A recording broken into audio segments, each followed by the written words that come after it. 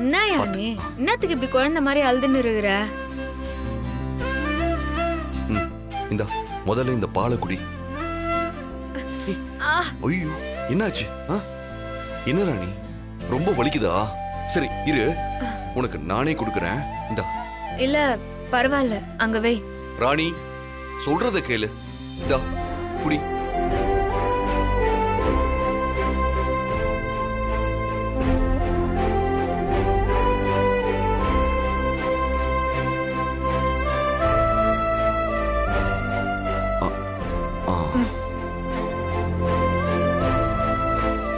ஒரு நிமிஷம். இந்த டேப்லெட்ஸ்.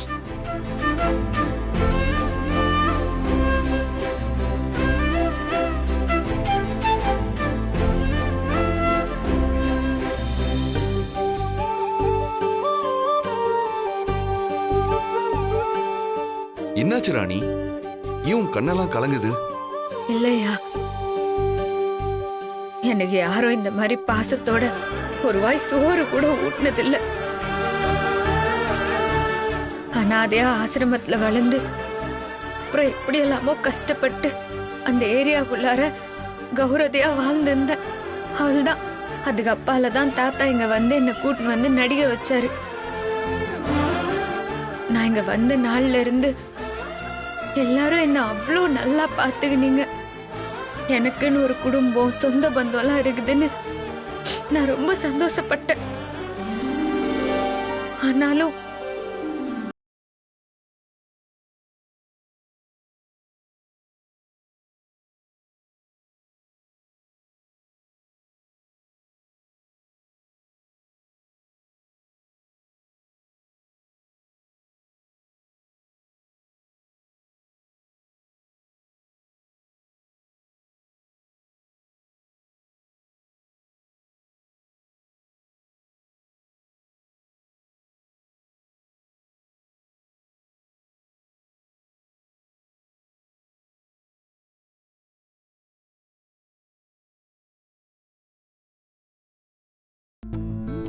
யோ தாடிகாரா, உன்னை பத்தி எனக்கு நல்லாவே தெரியும்.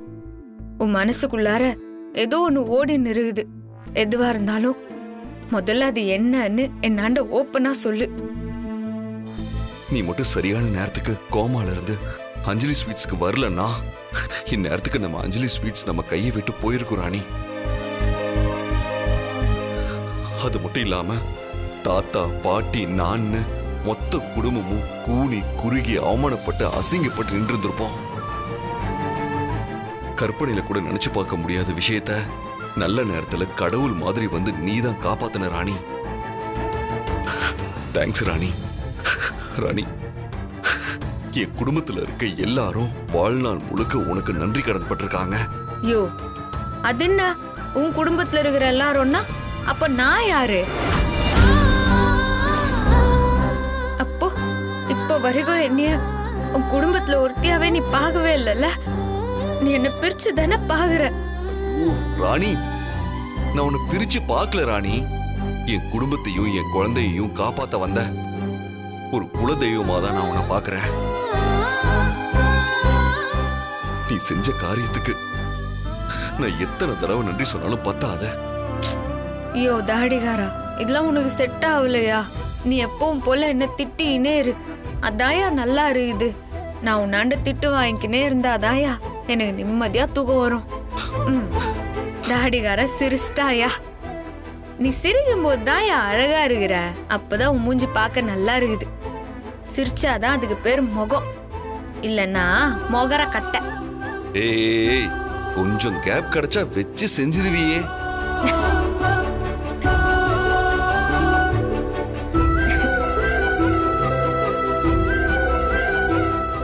ஏய் ராணி, அன்னைக்கு ஹாஸ்பிட்டல்ல நீ மயங்கறதுக்கு முன்னாடி என்கிட்ட ஏதோ சொல்லணும்னு சொன்னல, அது உனக்கு ஞாபகம் இருக்கா?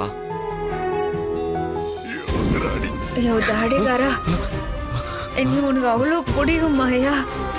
அதான் நீ என்ன காப்பாத்தி உயிர் பொழக்க வச்சிருவேன்னு சொல்றல்ல, அதனால நான் பொழைச்சு வந்ததுக்கு அப்பால உன்னாண்ட சொல்றேன். ஏன்னா நான் அதை உன்னை பார்த்துன்னு தான் சொல்லணும். அன்னி உன்னாண்ட அப்படி கேட்டதுக்கு காரணமே பொம்மி அக்கா தாயா. இத பாரு ராணி, இது வரைக்கும் இந்த குடும்பத்துக்காக நீ பண்ண தியாகம் எல்லாம் போதும். என்னோட இடத்துல இருந்து நான் செய்ய வேண்டிய கடமைங்க எல்லாத்தையும் நீ ஒண்ணு விடாம இப்ப வரைக்கும் செஞ்சிட்டு இருக்க.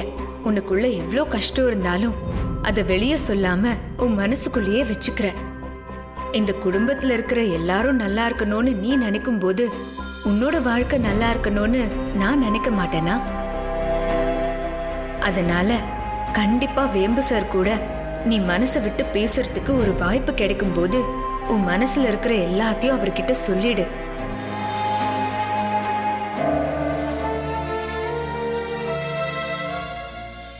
என்ன ராணி, நான் கேட்டதுக்கு நீ பதில் சொல்லவே இல்ல. என்ன ஆச்சு உனக்கு? அம்மா நீ என்ன சொன்னேன்னு யோசிச்சுட்டு இருக்கியா என்ன? என்னால எப்படியா மறக்க முடியும்? எனக்கு நல்லாவே ஞாபகம் இருக்குது. அன்னைக்கு உனக்கு என்ன ஆச்சோ ஏதாச்சோன்னு நான் ரொம்பவே பயந்து போயிட்டேன் ராணி. உனக்கு எப்படியாச்சும் ஆபரேஷன் பண்ணணும், அதுக்கப்புறம் அந்த டாக்டர் வந்தே ஆகணும்னு சொன்னது. நான் அங்கிருந்து அவசர அவசரமா கிளம்பிட்டேன். அதுக்கப்புறம் நீ கோமாக்கு போயிட்ட. அதனாலதான் நான் இப்ப கேக்குறேன், என்னன்னு சொல்லு. அன்னைக்கு நீ என்கிட்ட என்ன சொல்ல வந்த? உன் மனசுல இருக்க ஆசை என்னன்னு என்கிட்ட சொல்லு ராணி. அது எதுவா இருந்தாலும் நான் நிறைவேற்றுறேன். இல்லையா, உன்னால அத்தை நிறைவேற்ற முடியாது. நான் எங்க உன்னை விட்டு போயிருவனுங்கிற பயத்துல அன்னைக்கு அப்படி கேட்டேன். என் மனசுல இருக்கிற அந்த ஆசைய நான் சொல்லி ஒருவேளை அத்தை நீ நிறைவேற்றாம போயிட்டேன்னா அதுக்கு அப்பால நான் உன் கூட இத்தனை நாள் வாழ்ந்த வாழ்க்கைக்கு அர்த்தமே இல்லாம போயிருயா.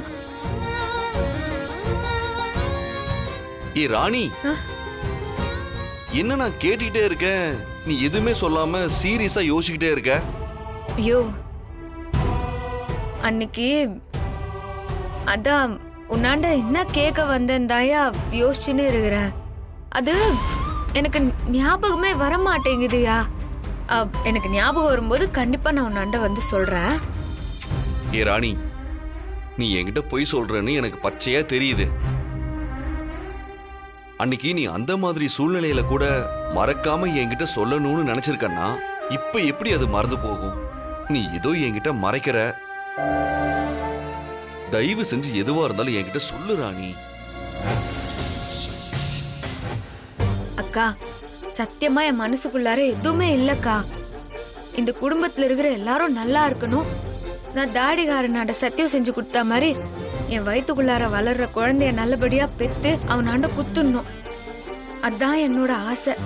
ராணி, நீ பொய் சொல்றது உன் கண்ணிலேயே தெரியுது. இது நீ எனக்காக, இந்த குடும்பத்துக்காக, வேம்பு சாருக்கு கொடுத்த சத்தியத்தை நிறைவேற்றுறதுக்காக சொல்றது. இது எல்லாத்தையும் தாண்டி உன்னோட ஆழ் மனசுக்குள்ள இது வரைக்கும் யார்கிட்டயும் சொல்லாத ஒரு ஆசை இருக்குல்ல, அது என்னன்னு எனக்கு நல்லாவே தெரியும் ராணி. அக்கா, அப்படியெல்லாம் எதுவுமே இல்லக்கா. நீ சும்மா எதையோ பேசின்னு இருக்கிற. ராணி, நீ என்கிட்ட மறைக்கணும்னு நினைக்காத. நீ திரும்ப திரும்ப பொய் சொல்ற. உன் மனசு முழுக்க வேம்பு சார் இல்லைன்னு என்கிட்ட சத்தியம் பண்ணி சொல்லு பார்க்கலாம். அப்படியெல்லாம் எதுவும் இல்லக்கா. நம்ம வேற ஏதாச்சும் பேசுவோமா? இங்க பாரு ராணி, இந்த குடும்பத்துல இருக்கிற எல்லாரோட ஆசையையும் நிறைவேற்ற நீ இருக்க.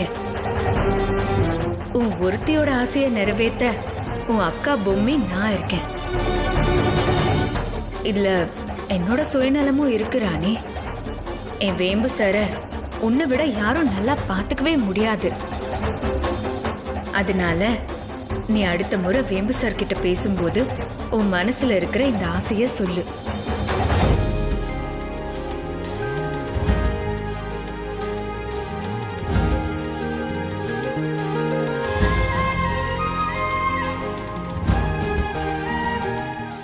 நான் சொன்ன மாதிரி அந்த தாலியை எடுத்து நீ வேம்பு சார் கிட்ட காட்டு. ஏ ராணி, நான் உன்கிட்ட தானே கேக்குறேன். நீ எதுக்காக இப்படி தயங்குற? எதுவா இருந்தாலும் என்கிட்ட சொல்லு, நான் செய்யறேன். சரி, உன் கை நீட்டு. வேணும்னா நான் உனக்கு சத்தியம் பண்ணி கொடுக்கவா? யோ யோ, இது சத்தியம் பண்ணி உன்னை கட்டாயப்படுத்தி பண்ற காரியமே இல்ல. இத நீ முழு மனசோட செய்யணும். ஒருவேளை அத்தை நான் கேட்டு உன்னால பண்ண முடியாம போயிடுச்சுன்னா அத்தை தாங்கிக்கிற அளவுக்கு என் மனசுல தைரியம் இல்லையா? அதுக்கோசரம் தான் நான் இப்படி தயங்கி தயங்கி நிக்கிறேன். ராணி, இது நாள் வரைக்கும் நீ செஞ்சதுக்கு நான் செய்ய போறதெல்லாம் ஒரு பெரிய விஷயமே இல்ல ராணி. நீ எதுவா இருந்தாலும் சொல்லு, நான் கண்டிப்பா செய்யறேன். அது அது ஒன்னும் இல்லையா, என்னை இன்னொரு தடவை கை நிறைய வளையல் போட்டு வளகாப்பு பண்ணணும்னு ஆசையா இருந்துச்சு. அதை நீ நிறைவேற்றி வைப்பியான்னு கேட்கலாம் தான் நினைச்சேன்.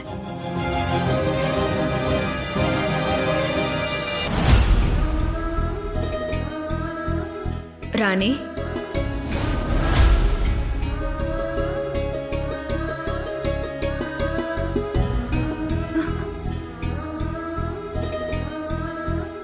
நான் உன்கிட்ட என்ன சொன்னா, இப்போ நீ என்ன பண்ணிட்டு இருக்க? வேம்பு சார் கிட்ட பேசுறதுக்கு இதை விட ஒரு நல்ல சந்தர்ப்பம் உனக்கு கிடைக்காது.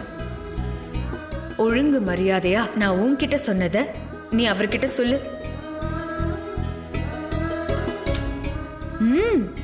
சொல்லு. என்ன ராணி, நீ எனக்காகவும் என் குடும்பத்துக்காகவும் எவ்வளவோ பண்ணியிருக்க. உனக்காக இதை நான் செய்ய மாட்டேனா? கண்டிப்பா நீ சொன்ன மாதிரியே நான் செய்யறேன். ஆனா நீ என்கிட்ட சொல்ல வந்தது இது இல்ல. அதுக்கும் மேல ஏதோ ஒரு முக்கியமான விஷயம் இருக்கு. ஆனா அந்த விஷயத்த சொல்லாம திடீர்னு டாபிக்க மாத்தி சம்பந்தமே இல்லாம வளகாப்பு பண்ணணும்னு ஆசைப்படுறேன்னு பொய் சொல்ற. ராணி, நான் உன்னை முழுசா புரிஞ்சுக்கிட்டு இருக்கேன். அதனால எதுவா இருந்தாலும் மறைக்காம என்ன பார்த்து, என் கண்ணை பார்த்து உண்மையை சொல்ல. வேம்பு சார் இவ்ளோ தூரம் கேக்குறாரு, சொல்லு ராணி, தயங்காம சொல்லு. இப்ப மட்டும் நீ வேம்பு சார் கிட்ட நான் சொன்ன மாதிரி சொல்லலன்னா இதுக்கப்புறம் நான் உன் கண் முன்னாடியே வரமாட்டேன். நான் போறேன். அக்கா அக்கா, அப்படியெல்லாம் சொல்லாதக்கா. நீ என்னை விட்டு போவாதக்கா. நீ சொன்ன மாதிரியே தாடிகாரனாண்ட நான் சொல்லிடுறேன். ஆனா நான் சொல்லி முடிச்சதுக்கு அப்பால ஒருவேளை தாடிகாரன் முடியாதுன்னு சொல்லிட்டா அத்த என்னால தாங்கிக்கவே முடியாதுக்கா. என் வேம்பு சார் என்ன பதில் சொல்வாருன்னு எனக்கு நல்லாவே தெரியும் ராணி. இப்ப வரைக்கும் வேம்பு சார் மனசுல நான் மட்டும்தான் மனைவிங்கிற ஸ்தானத்துல இருக்கேன். அதனால நீ சொன்ன உடனே டக்குன்னு ஒத்துக்க மாட்டாரு. இருந்தாலும் அந்த தாலி விஷயத்தை வச்சு உன்கிட்ட நான் என்ன சொன்னனோ அத நீ முதல்ல வேம்பு சார் கிட்ட இப்பவே சொல்லு ராணி.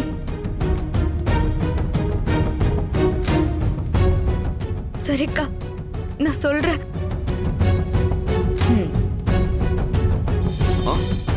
தாடிகாரா, நீ முதல்ல கண்ணை மூடுறியா? எதுக்கு ராணி? முதல்ல கண்ணை மூடு. நான் சொல்லும் போதுதான் நீ கண்ணை திறக்கணும். சரி.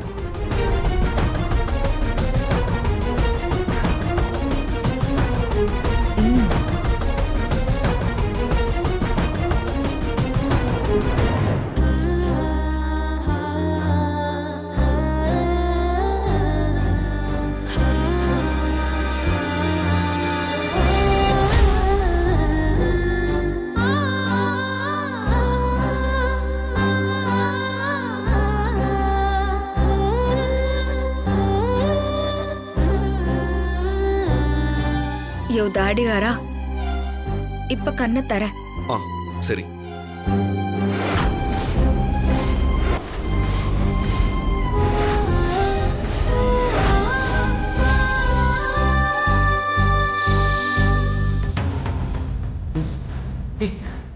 என்ன ராணி இது? தாலிக்கு பதிலா மஞ்சள் இருக்கு. இது நான் உன் கழுத்துல கட்டின தாலியே இல்லையே.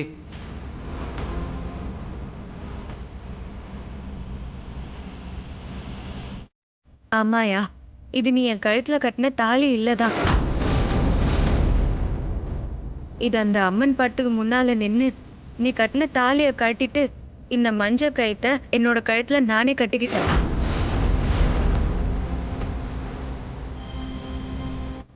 எதுக்காக ராணி இப்படி பண்ண?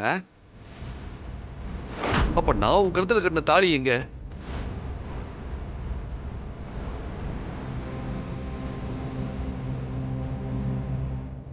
ராணி, உன் புடவை முந்தானையில முடிஞ்சு வச்சிருக்கிற வேம்பு சார் கட்டின தாலியை எடுத்து காமிச்சு எதுக்காக நீ இப்படி செஞ்சங்கிறதுக்கான காரணத்தையும் சொல்லு.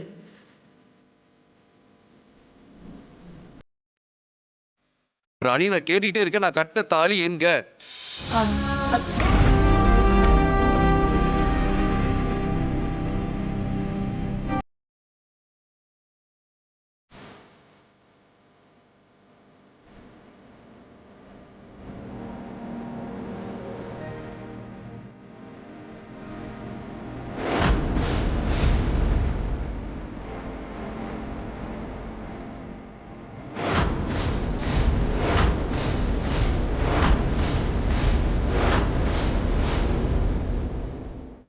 எதுக்காக நீ இப்படி எல்லாம் பண்ண? வேம்பு சார் இந்த காரணத்தை அவரு வாயாலேயே உன்கிட்ட கேட்கணும்னு தான் நான் காத்துட்டு இருந்தேன் ராணி. நீ இத்தனை நாள் பட்ட கஷ்டம் எல்லாத்துக்கும் கூடிய சீக்கிரம் பலன் கிடைக்க போகுது. உன் மனசுல சுமந்துட்டு இருந்த அந்த வலிய இன்னையோட இறக்கி வச்சுடு ராணி.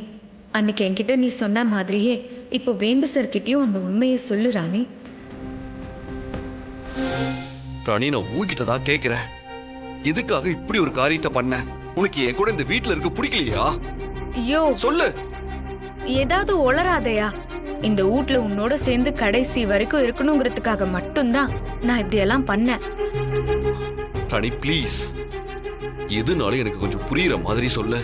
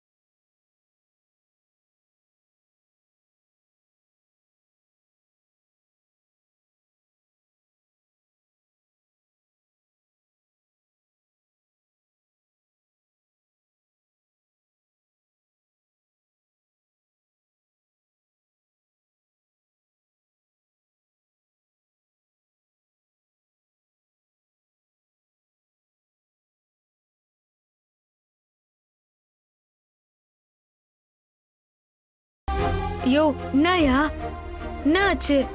ஏன் அமைதி ஆயிட்ட? நான் உன்னாண்ட ஏதாவது தப்பா ஆசைப்பட்டு கேட்டனா? நீ எதுவும் தப்பாலாம் கேட்கல ராணி. ஆனா நீ இதை தவிர வேற என்ன கேட்டிருந்தாலும் நான் கண்ணை மூடிட்டு செஞ்சிருப்பேன். ஆனா இந்த ஒரு விஷயம் மட்டும் என்னால முடியல ராணி. ஏன் முடியாதுன்னு கேளு ராணி. நான் உன்கிட்ட என்ன பதில் சொன்னேனோ அதே பதில் தான் அவரும் சொல்வாரு பாரு. யோ தாடிகாரா, நான் ஏதாவது ஏடா குடமா கேட்டு உன்னை கஷ்டப்படுத்திட்டனா? சச்ச, அதெல்லாம் ஒண்ணுல ராணி. நான் முடியலன்னு சொன்னா அதுக்கு என்ன காரணம் தெரியுமா? இப்ப வரைக்கும் என் மனசு முழுக்க என் பொம்மி மட்டும்தான் நிறைஞ்சிருக்கா. என் மனசுல மனைவிங்கிற ஸ்தானத்துல பொம்மி மட்டும்தான் இருக்கா. அவ மட்டும்தான் இருப்பா. இந்த உலகத்துல எனக்கு பொம்மிக்கு அப்புறமா எனக்கு உன்னதான் ரொம்ப பிடிக்கும். ஆரம்பத்துல எனக்கு உன் மேல ஒரு மரியாதை மட்டும்தான் ராணி இருந்துச்சு. ஆனா நீ ஒவ்வொரு தடவையும் எனக்காகவும் என் குடும்பத்துக்காகவும் நீ பண்ற தியாகத்தெல்லாம் பார்த்து அந்த மரியாதை அளவுக்கு அதிகமான அன்பா மாறினது உண்மைதான்.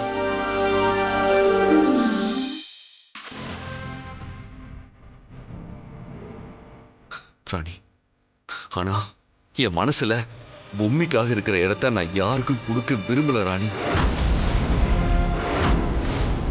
நான் விரும்பலங்கிறத விட முடியல. நீ திடீர்னு இப்படி கேட்டதும் எனக்கு என்ன செய்யறதுன்னு தெரியல. நான் சொன்னேன்ல ராணி, நீ உன் மனசுல இருக்கிற இந்த ஆசையை சொல்லும்போது வேம்பு சார் கண்டிப்பா இதைத்தான் சொல்வாருன்னு. இந்த பதில் அவரை சொல்லி முடிச்சதும் நீ வேம்பு சார் கிட்ட என்ன கேட்கணும்னு சொன்னேன்ல, அது உனக்கு ஞாபகம் இருக்கா? ஏக்கா, தாடிகார மனசு முழுக்க நீதான் இருக்கிறன்னு தெரிஞ்சதுக்கு அப்புறமும் நான் இப்படி ஒரு கேள்விய தாடிகாரனாண்ட கேட்டு அவனை கஷ்டப்படுத்தணுமா? இங்க பாரு ராணி, இந்த குடும்பத்துல இருக்கிற எல்லாருமே உனக்கு நன்றி கடன் பட்டிருக்கோம். இந்த ஆன்ம உருவத்துல இன்னும் நான் எத்தனை நாள் இருக்க போறேன்னு எனக்கு தெரியாது. ஆனா போறதுக்கு முன்னாடி உன்னையும் வேம்பு சாரையும் சேர்த்து வச்சுட்டு தான் போவேன். நீங்க 2 பேரும் சந்தோஷமா இருந்தா மட்டும்தான் என்னோட ஆத்மா உண்மையாவே சாந்தி அடையும் ராணி. என்னக்கா நீ இப்படி பெரிய பெரிய வார்த்தையெல்லாம் பேசினிருக்கிற? சரி, இப்ப நான் என்ன பண்ணணும்னு மட்டும் நீ சொல்லு. ராணி, யார் என்ன காரணம் சொன்னாலும் சரி, வேம்பு சார் மனசுல நான் இருக்கிற இடத்துல அவர் வேற யாரையும் நினைச்சு கூட பார்க்க மாட்டாரு. ஆனா அதே நேரத்துல வேம்பு சாருக்கு உன் மேல பெரிய மரியாதை இருக்கு. என்ன அப்படியே உரிச்சிட்டு வந்திருக்கியா? அதனால உன் மேல அவருக்கு காதலும் இருக்கு. வேம்பு சாருக்கு உன்னை ரொம்ப பிடிக்கும் ராணி. ஆனா அது அவரு வெளிக்காட்டிக்க மாட்டேங்கிறாரு. அவர் உன் கழுத்துல தாலி கட்டணும்னா அதுக்கு ஒரே ஒரு வழி மட்டும்தான் இருக்கு. அதை மட்டும் நீ அவர்கிட்ட சொல்லிட்டா கண்டிப்பா அவரால மறுக்கவே முடியாது. அதனால நீ வேம்பு சார் கிட்ட பொம்மி அக்காவே நேர்ல வந்து தாலி எடுத்து கொடுத்தா அப்போ நீ என் கழுத்துல தாலி கட்டுவியான்னு மட்டும் நீ கேளு.